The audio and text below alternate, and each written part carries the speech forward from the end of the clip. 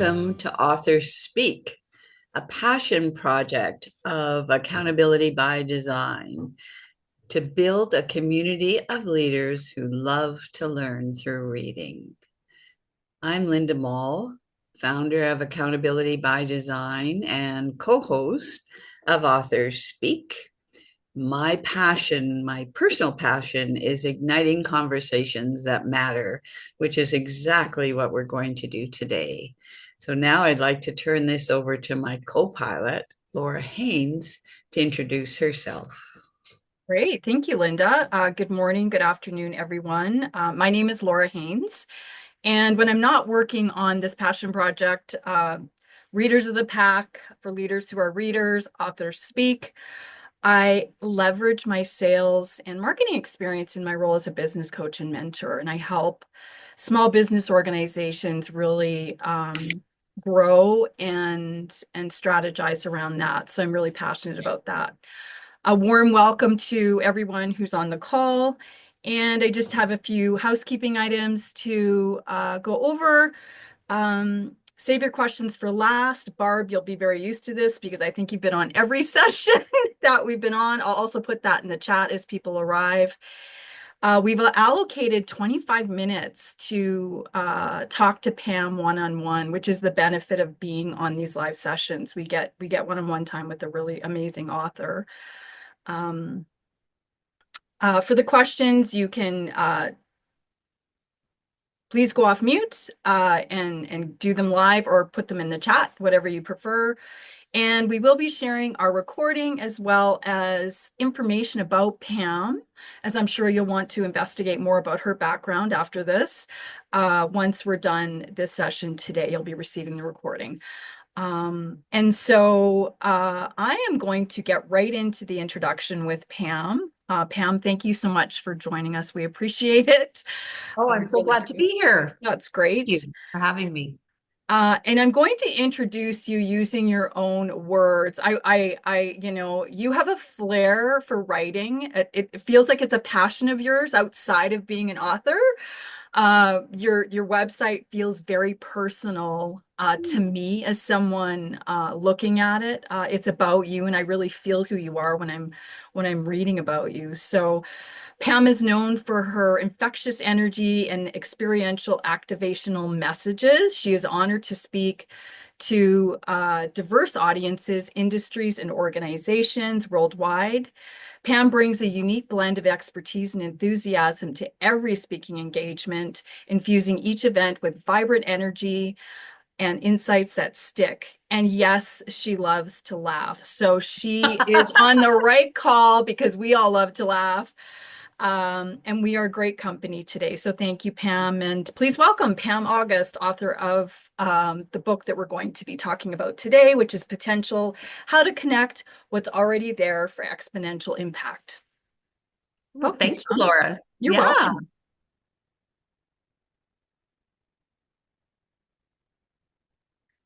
So our first question is, knowing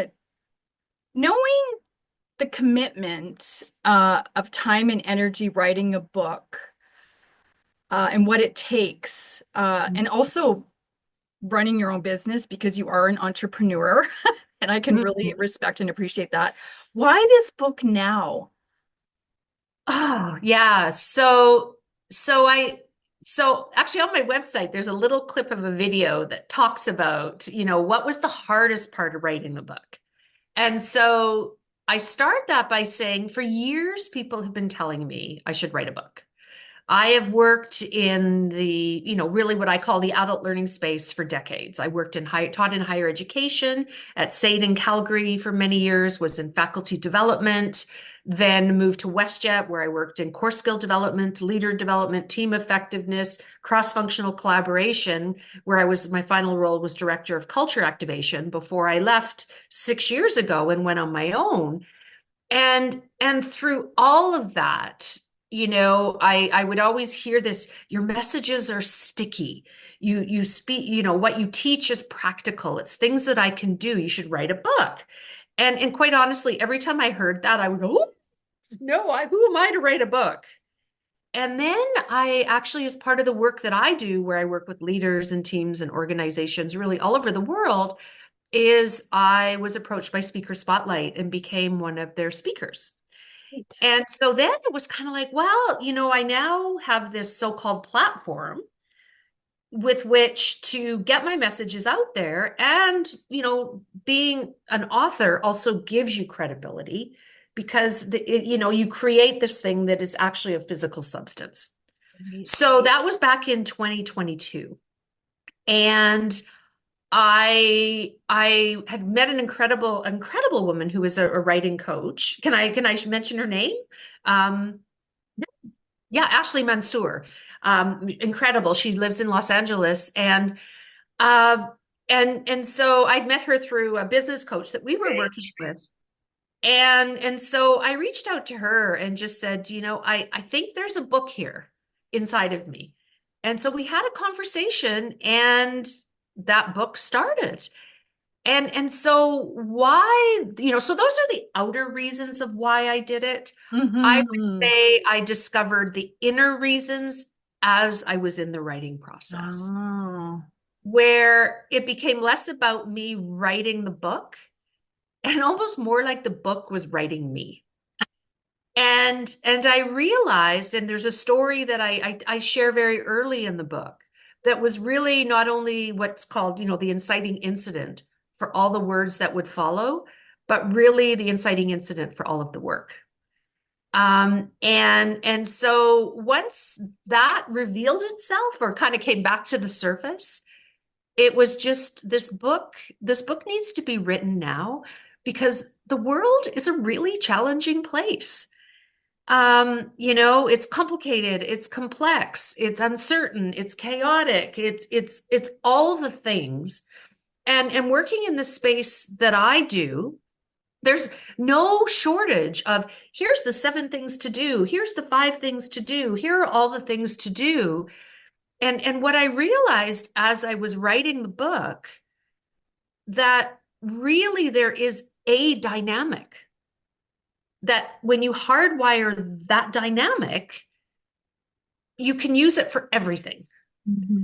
And I realized in retrospect that dynamic of intend, notice, and move was the dynamic that I had really unconsciously used in all of my higher education, in all of my learning as a learner, in dealing with all of my own personal and professional challenges, every team I work with, every organization. And so the book then became a really synthesizing engine Mm-hmm. for a life of work and learning. I hadn't Amazing. anticipated that. Yeah, what a story. Yes, I mean, amazing. And it was just published in May, is that correct? May 7th. Yes, May So, 7th of 2024. Yeah. And the other thing is, I just love to learn new things. I mean, I don't get out of bed in the morning unless I know I'm going to learn something new, which thankfully is every day. I'd never written a book. I'd never worked with a publisher. I'd never done any of these things. So while it was terrifying, the opportunity to learn something new mm-hmm. really pulled me along Oh, because it was the learning curve was, like this at times, like that. It was very, very steep. I bet. I bet. Mhm. That's I think we could get into a long conversation about what that looked like working with a publisher and Yeah. yes, yes. Yes. It's been a great experience, really, and a very deep learning one. Yeah. That's great. Thank you for Hmm. sharing that. Well, and it intrigues me because that intend, notice, and move really grabbed me. And I've been practicing it since I read the book. But I also loved at the very beginning of the book, Mhm. you talk about a mindset of, I think you call it problem and potential. Yes. And so I wonder if you could do that exercise here or just speak to that exercise Yeah. here now, because that was a game changer for me. Oh, Linda, I'm Simple. glad to hear that and curious about that. So I guess I am curious, what made it a game changer? It stopped me, it slowed me down. Mm. It was that pause to I talk about pause to reflect, but it gave me an intention around the pause to reflect. Yeah. It Yeah. framed it for me. And it's so simple and so powerful for Yeah. me. Yeah. So thank you for that. Yeah, one of the things that I do in my work, and I always joke, I don't know what I want to be when I grow up. So as a result, I've done a whole bunch of things and do a whole bunch of things. And one of the things I do is I am a what's called a relationship systems coach, organizational relationship systems coach. And in that context, when I'm coaching, I keep a really soft focus on the parts of a system, be it a team or an organization, the parts being the people, and a really hard focus on the dynamic between them. Mhm, mhm, So that is where I think this notion of problem to potential first emerged. And it came from a quote that I think I do share in the book around conflict, that mhm. conflict is simply a signal that something wants to happen, right? So that was really what got me thinking about this notion of shifting mindset. And so the reality is, working in life as we do, and the listeners that are listening to this do, a lot of us, like, we're in our roles because we're really good at solving problems, right? We're good at finding problems, we're good at solving problems, we're good at leading others to do that. And those are really important skills and attributes and worthy missions to take on. The challenge with that is that we also often find ourselves, and we live in a world, and we work in teams, and we work in organizations that are in a problem mindset. And when we're in a problem mindset, the only thing we see are problems, right? And problems are the thing that we want to avoid. We want to move away from problems. And I do a lot of work because I'm also trained in a practice called Brain Gym, which is movement for brain wiring. I'm a yoga teacher, somatics practitioner. And so what happens is when we're in a problem mindset, it actually shifts our what I call operating system. It tightens us, right? It is something that we want to move away from. And so what it does is it activates systems in our system that contract, right? And so if we're in this place of contraction all the time, it's really hard to connect potential or bring together the capacity to develop and become. Versus that question that started me on this inquiry around conflict is simply a signal that of something wants to happen, is that if problem is the thing we don't want to have happen, potential is the thing that wants to happen. Right. And so just simple example, I was coaching an executive leader, this is a few months ago now, and was talking to me about this, problem about this problem about how this leader shows up in conversations. Right. I show up in conversations this way, and that's a problem. And so I said to this leader, and how do you want to show up? And the leader said, well, I don't want to be combative. I want to be open. I said, okay, so that's the potential for you, right? Because the problem is when this leader was in this problem mindset of being combative, then it almost became this thing too of, well, I'm combative and I'm this and I'm that and I'm all these things that this leader actually didn't want, rather than how do you want to show up? What's the potential for you as a leader? And the potential was to be open.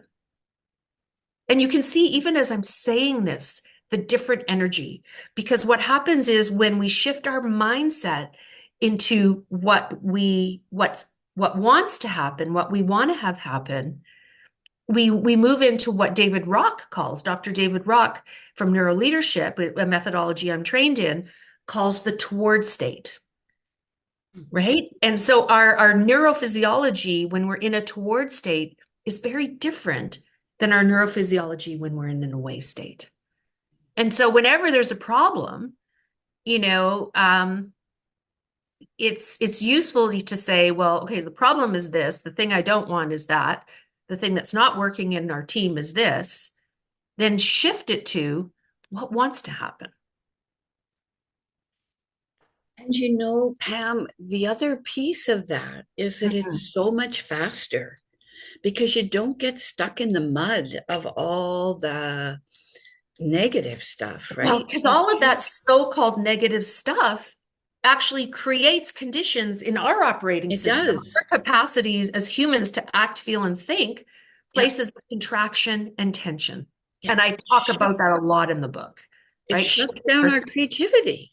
Yeah, Like it just shuts us down it instead of does. letting us. And I think that's maybe what I appreciated about it the most. Mm.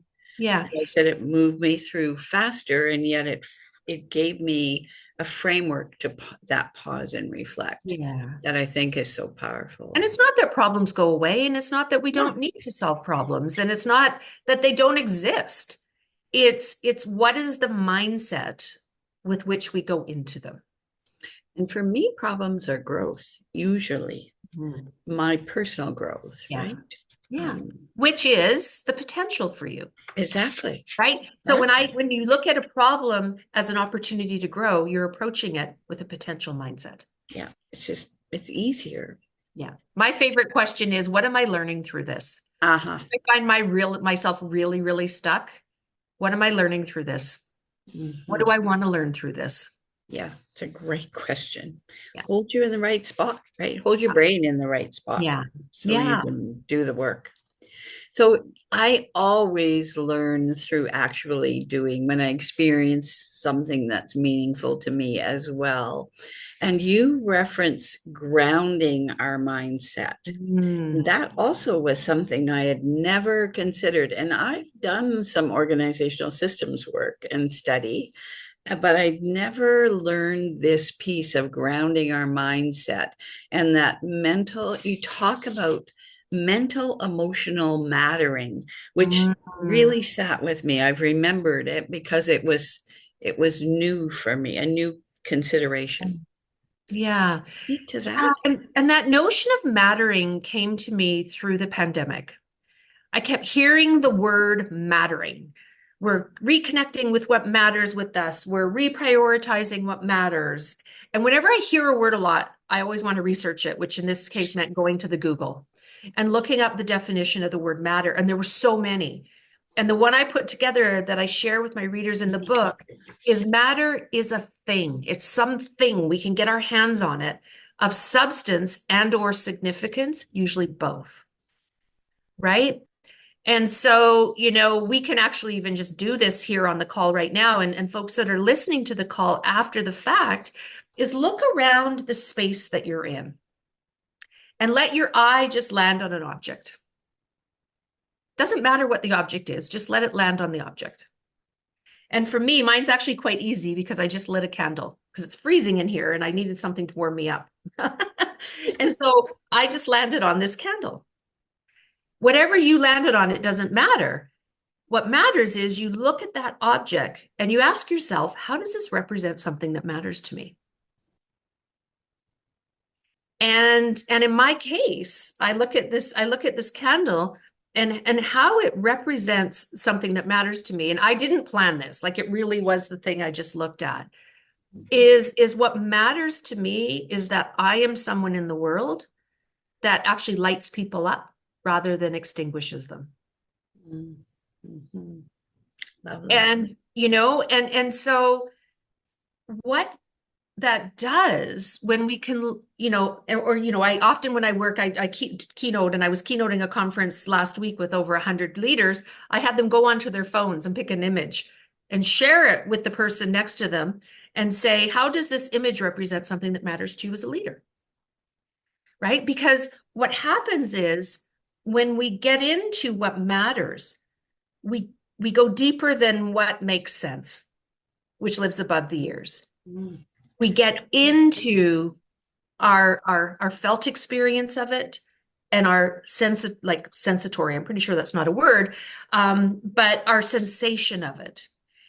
And that's what grounds us, because you notice what I'm doing with my hands is it literally takes us down into our body, right? Because we'll say, well, this makes sense, but this matters. And when we're down in our body, we're more grounded. which gives us greater matter or inertia to withstand all of the twists and turns. It's so powerful. And actually what it motivated me to do was I have a board at my desk at home that has Uh-huh. pictures of all my grandchildren and children and family and people who matter, right? Where you And put I your updated yeah, that yeah. board, and it already has made a difference, right? Every time I look up from my laptop, I'm looking at it and I know. I feel grounded, right? It's so powerful. And I actually got some feedback from the keynote I did last week from a leader who said that that activity, not only were they connected to me as the speaker, it connected them to each other. Aha, And lovely, I was just like, I lovely. high-fived the computer, right? Yeah, Because just that notion of connection is just so powerful. it is so powerful. And you give us strategies to make that happen with ease. Mhm. So I'm going to read this next one because it's actually a quote from the book, Okay. and it's probably my favorite question of all the ones I'm asking today. One of the most impactful quotes in your book for me Mhm. was, "Story costumes fact, brings it to awareness." And as I read that whole piece, I was reminded of the stories we tell and the influence they have. And so I'm wondering if you can articulate that connection between story and connecting to your potential. So, I love that you love that quote because I tell the story in the book about where that quote came from. Mhm. And that moment for me, I was sitting in a play. I won't alert the whole story, right? But I was sitting in a play, and when I heard that line, I was like, oh my gosh, I don't have a pen and paper. I have to write it down. I have to write this down because it was so profound. Yeah. And I talk about why in the book. I've actually had a new insight since the book that Hmm. I'll share here.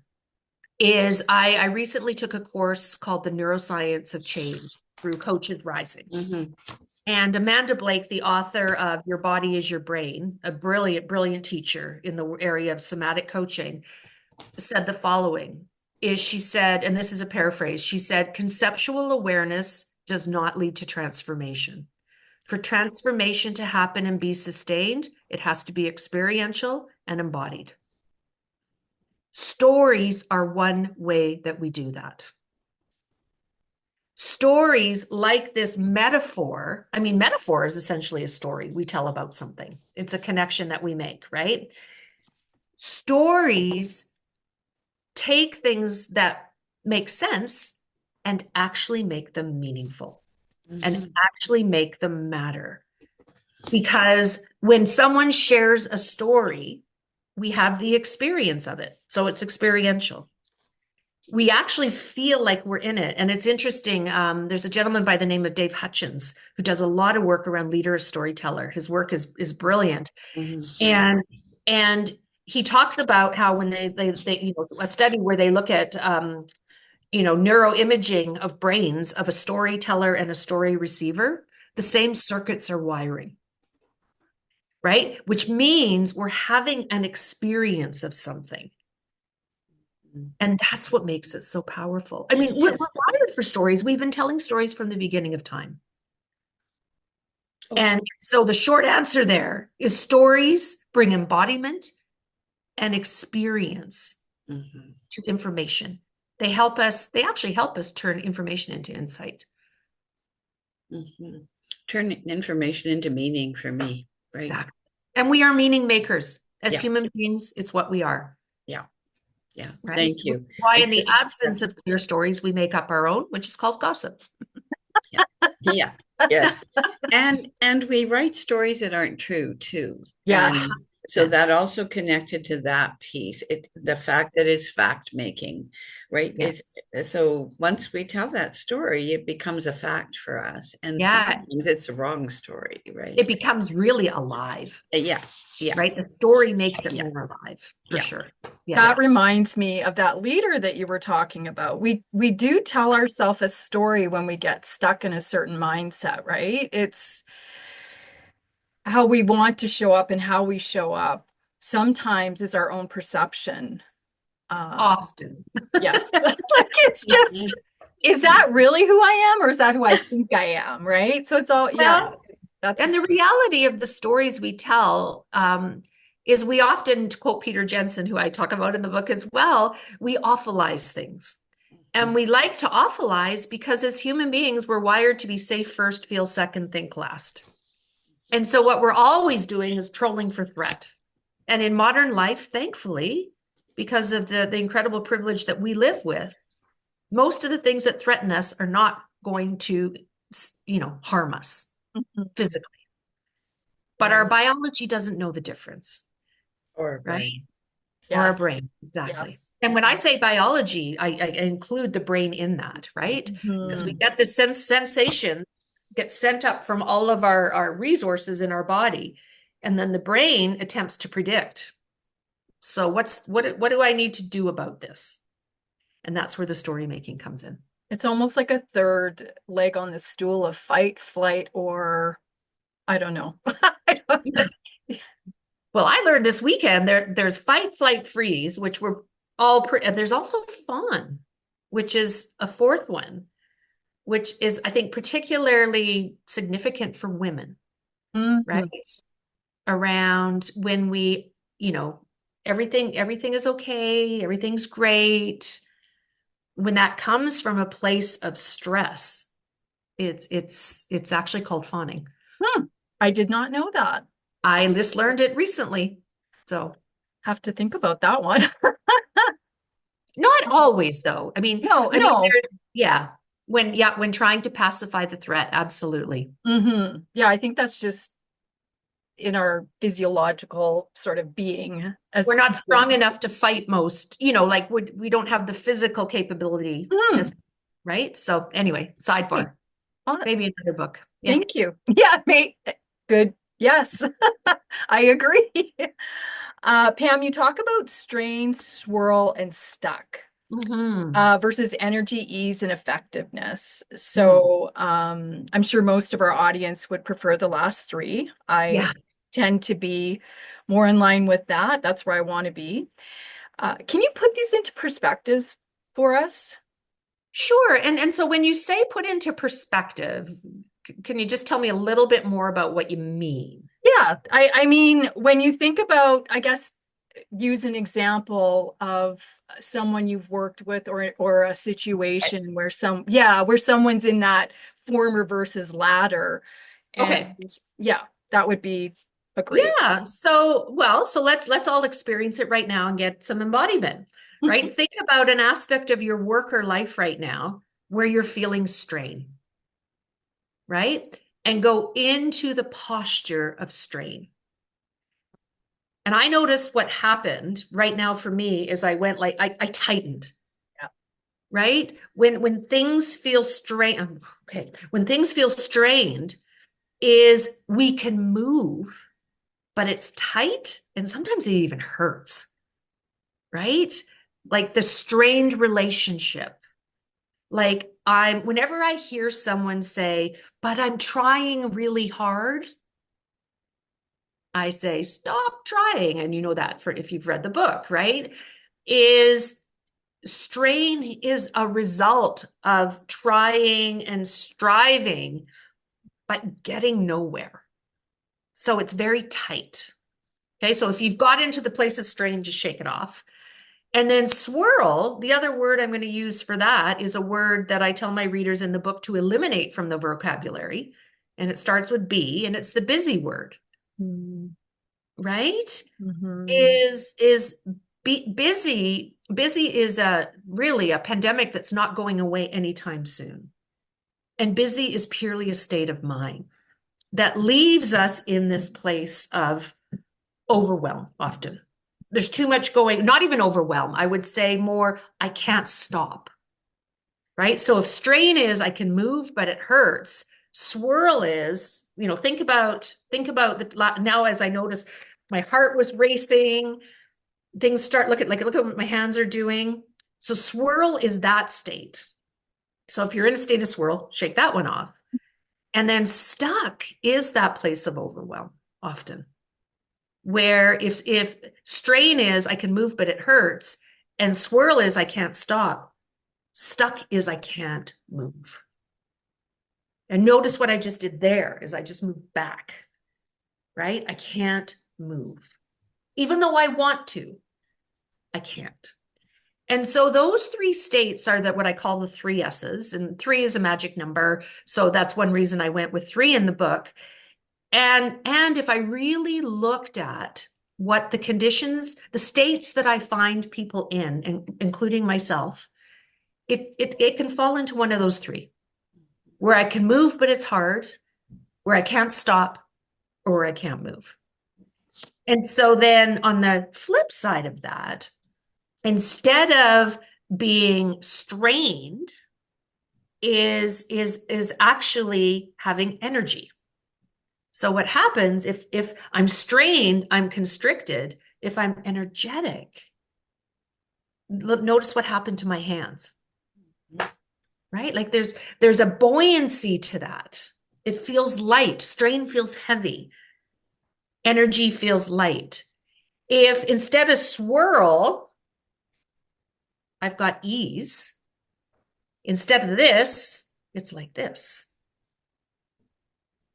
And instead of stuck, when I'm effective, I can move forward to a place of completion rather than not being able to move at all. So I'm really happy that you can see what I'm doing here physically, because the physical really matters. Yeah. You know, Pam, it leads me to a question, and I'm stepping into Laura's Go ahead. territory, but Small. when I was reading it and working on that piece, my challenge is recognizing when I'm going there until it's so intense that I actually feel it. But especially the strain, because I'm just so persistent and so tenacious by nature that I want to just get it. And there's joy in getting it. And so Yes. I push myself sometimes and I don't realize I'm in strain until after. And I think, that was hard. Well, and I just even see what you did with your shoulders, right? Like your shoulders Yeah. were up and then they dropped. And honestly, I think we live in an overarching culture that really, I would say probably doesn't like as much perpetuate the state of stuck, certainly perpetuates strain and swirl, Yeah. right? And we, it's like you got to soldier on, you got to keep Yes. going, right? Tenacity, Get it done. determination, we reward it. We Mhm. promote it. We say to people, you just got to keep trying. And look at what I'm doing with my hands, right? You just got to keep trying. And it doesn't mean that we don't pursue excellence or aspiration or any of those things. It is, I talk in the book as well, words create worlds. And so the language that we use has an impact on the state with which we go into things. And it is when I use that word potential. When I'm aware of that, I think, okay, so what do I have to learn here? Yeah. And that slows me down. And what might I learn here? Yeah. What could I learn here? What could Right? that would be better. Yeah. Thank What you. could I learn here? Yeah. Yeah. So Great sorry, question. Laura. No, that's great. Thank you for jumping in. That was a great question and observation. I think it would be important, we're going to wrap up and give the audience an opportunity to ask questions, but I think it would be important to explain the magic of one core practice, the three dimensions that you talk about in the book, which is intend, notice, and move. If you could just talk about that and what your thought process is. Yeah. That. Yeah. So, and I'll invite everyone to, play along here a little bit with this is, the first part of the practice is intend, because there's a quote, intent or energy follows intention. And And what's so powerful, and this is truly Cole's, not even Cole's notes. This is like Cole's tweet. I guess we don't even use that word anymore, but you know what I mean. Or Cole's post, is intend is powerful because it draws us forward, right? It draws us forward in a conscious way that is about the thing that we have most control over, which is us and our state, right? If goals are things that live outside of us, that we want to move and pursue towards, intend is how we want to orient ourselves to show up and move forward to achieve those goals. So intend is really what gets us going forward. The second part of the practice, notice, is so critical. And even this has probably been since the book, I call it a superpower because everything in the world is drawing us away from noticing. And by noticing, I mean noticing the experience of now. There's a cartoon I share when I do teaching and keynotes where it has a person and a dog going for a walk. And it's like, is your mind full or are you being mindful? And this doesn't mean we all need to get on yoga mats and sit and meditate. What it means is mindful is being in the present moment and knowing it. Being here now, which is really challenging because our minds can time travel. We can remember things from the past. We can imagine things in the future. Those are incredible characteristics of the human operating system. The challenge is what happens is they pull us out of now. Mm-hmm. And the reality is there is no time travel machine that can physically move us to the past or physically move us to the future. The only place we can move from is where we are right now. And so grounding in now is critical. And so often when I work with organizations and teams and leaders is they'll be great on setting intention and goals and all of those things. And then they want to jump right into action. The third part of the practice, which is move. And here's the thing is if you don't take the time to be present to what's now, you actually don't know what the most responsive next step is. And so that noticing now, a lot of times I find we avoid it because it's uncomfortable. It's like, well, my intention is to be open, and right now I'm really defensive, and I don't like that. So I want to just skip over that and get to the action. Here's the deal, it's already happening. The defensiveness is already happening. It's only when we notice it that we can put it up there in that prefrontal cortex, right beside your intention, where you can contrast, how aligned am I between intention and action? When we put it there, we can be at choice and respond rather than react. And then move is the third part of the practice.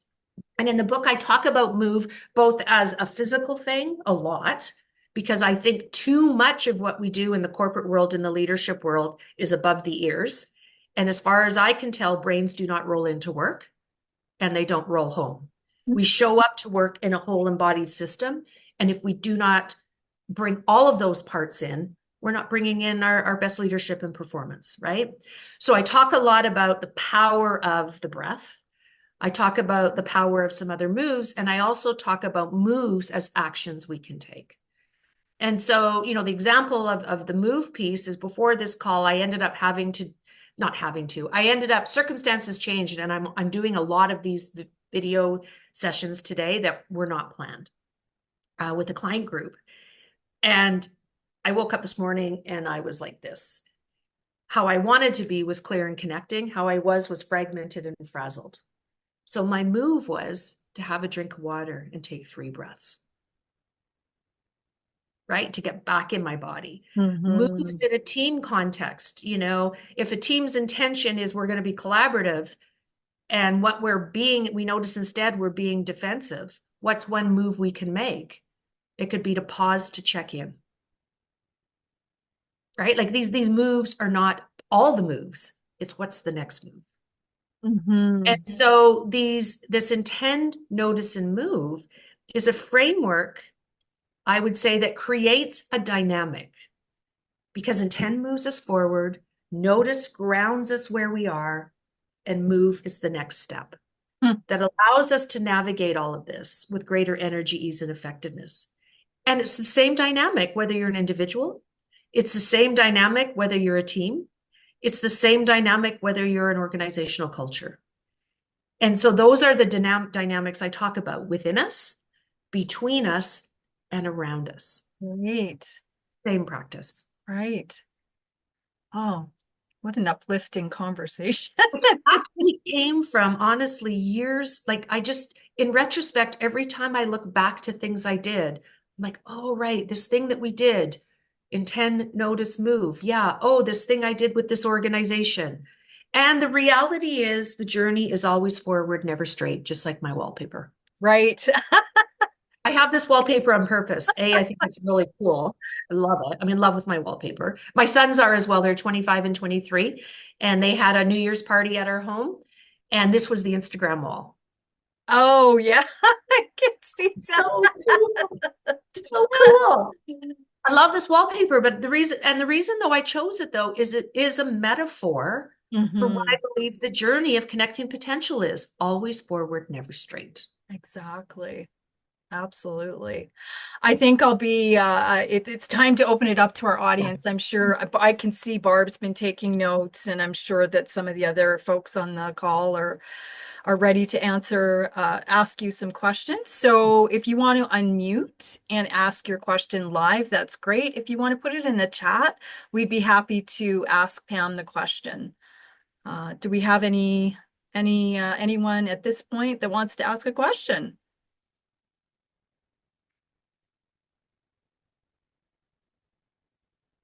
Barb. There we go.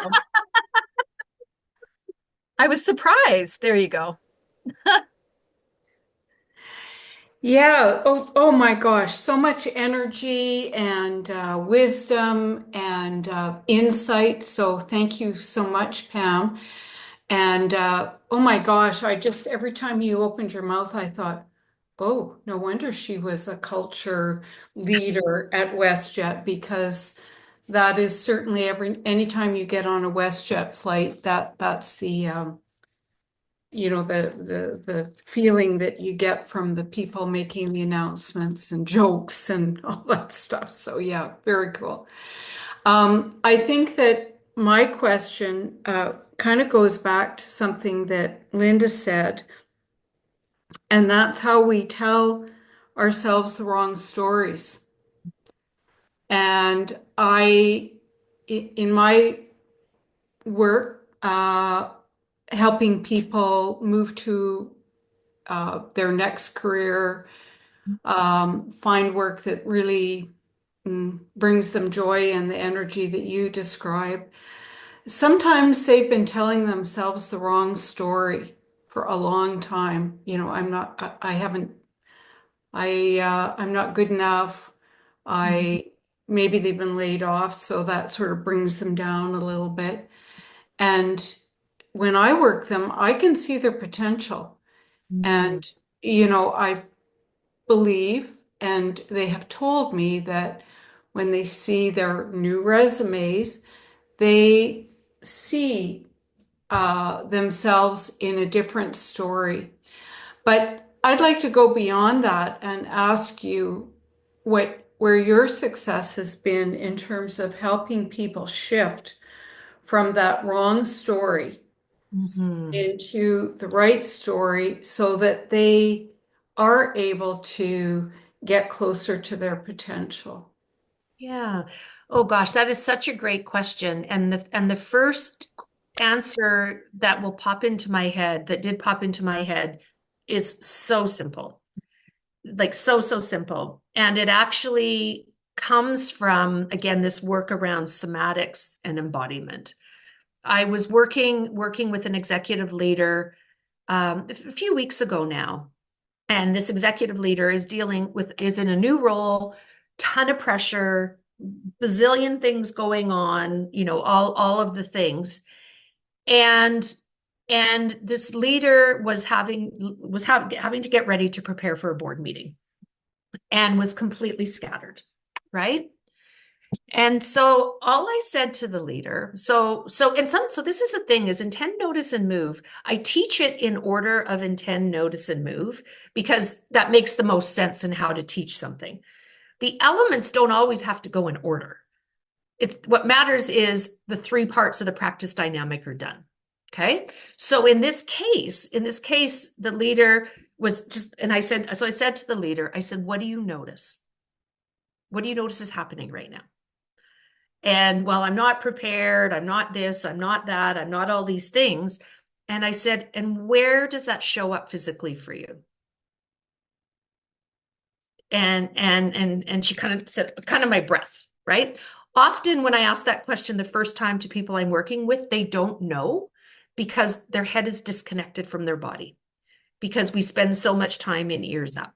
So sometimes what I'll offer is, and this leader did say, oh, I'm really, and I said, what I notice is you were doing this, like literally doing this, to which this leader said I was. Oh, yeah, I was. Oh, yeah, my hands were doing, I didn't even know my hands were doing that. So we started at notice, right? Interrupted the story by saying, so as you say that to yourself, what do you notice? And then I shared what I was noticing. And I said, and how do you want to show up instead? Intent. I didn't say, how do you intend to show up? In this case, I said, how do you want to show up instead? And this leader said, I want to show up credible. I want to show up present. I said, okay. I said, so how would you be sitting if you were credible and present? And I couldn't see everything this leader was doing, but I heard something and I said, what did you just do with your feet? And this leader said, I put my feet on the ground. I said, okay, so what's different now? I'm present. I said, okay, so let's talk through your presentation. And it went boom, boom, boom, boom, boom, right? And so often the answer is so simple when we start with noticing, right? Like that noticing is a superpower. So someone said, like, and I, in my career, I've actually been, packaged out of a job, and it was honestly, in retrospect, a great financial move and the best thing that ever happened. It sure didn't feel great at the time, right? Said nobody ever in the history of the world, I want someone to tell me we don't want you here. Like really, like there's a part, right? And so this is again where that power of noticing what the experience is, emotionally and physically, of that story you're telling yourself. And then asking the question, so what's the story you want to tell instead? And if you were living that story, how would you sit? That's great. That's great. Yeah.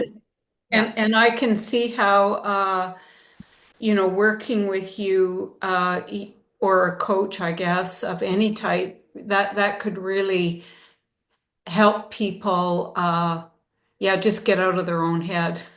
We spend too much time in our heads, honestly. Totally. Yeah. Yeah, guilty. Me too. And I do this work for a living, right? I wrote a book about it and I do it. So there's Thank you that. so much. Thank you. That was a great question, Barb. On the noticing as well, I do tell a story in the book about an IT team I was working with and the power of noticing a moment in the team, is one of the most powerful questions you can ask in group situations, because we can feel what happens. Like we say things like, you can cut the tension with a knife, or you call someone and they say hello and you say, oh, did I get you at a bad time? Like we can sense what's going on. When you notice and name it, then the team can actually consciously respond to it. And so one of the questions I'll often ask when I'm in teams where things are crunchy or they're whatever, I'll just say, so what do you notice? And then you wait an uncomfortably long amount of time, right? What do you notice? And then here's what I'm noticing. And then people will be like, oh, they'll be like, oh, thank God. Because everyone knows it's happening. Right? Like this is the thing. When we notice what's happening now, it's, sometimes there's a revelation. often it's just like a sense of relief. Mm-hmm. It's like, oh, at least someone said it. The elephant in the room. We all know it's there, but if we don't notice and name it, we're never going to get it off the table. Yes. So And this noticing is a superpower. it just dispels so much, for lack of a better term, wasted time. Well, yeah. Energy, mental exhaustion for the team, right? And you just see whenever that happens, how you will know that someone's state is shifting is they'll exhale. Mm-hmm. Because when we're under the states of strain, swirl, and stuck, we often like hold our breath. We don't breathe fully. And when our state changes, and this is like not just as individuals, but the organization, when an organization is like, we can't even breathe, it's a metaphor for a state that they're in where they're not breathing. Mm-hmm. And you can see it because people will, oh, okay. Now we can move forward with intentionality. You could see that happening in high growth, rapidly changing organizations. And to keep people grounded, these conversations are so important. Yeah, because as far as I've learned, we can't levitate yet. Yeah. I'm reading the Jetsons. I'm totally dating myself. Like, oh, wouldn't it be fun if we could just skim the surface of the earth and never touch it? Doesn't happen. Mm-hmm. What you're triggering for me too, Pam, is that there's such a difference in self-awareness amongst leaders. Some leaders are so self-aware, and when you ask that question, they can answer it like that. And others look at you as if you are from Mars. And what are you talking about? Everything's good, right? They just are like, as you said, their head is disconnected from the rest of their body. And I wonder if there are some questions that come to mind for you that are gentle enough that it doesn't create defiance or feel like you're criticizing them, right? Yeah. Because I live with a man who is completely unaware of what's going on here. And when I say, I'm feeling like something's off, what's going on for you? He hears it as a criticism, not as a curiosity. Part of Yeah. that is because husband and wife, but part of it Well, there is is too. definitely a relational dynamic there, Yeah, right? yeah. I mean, so my first thought on that is it's really important, and I don't think anyone on this call is doing that because we're on this call and having these conversations, right? Is not making people wrong. Like self-awareness, right? Or the word I use is noticing, is Mhm. really, really critical to connect potential. It's really critical to being present. It's really critical to a lot of things.